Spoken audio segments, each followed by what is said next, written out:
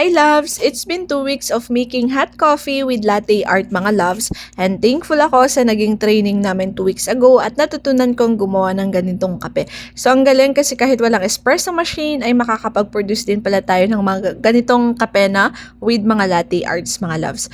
And syempre mas napa-improve natin yung coffee natin dito, and thank you so much sa lahat po ng customers namin na nag-try ng kape namin.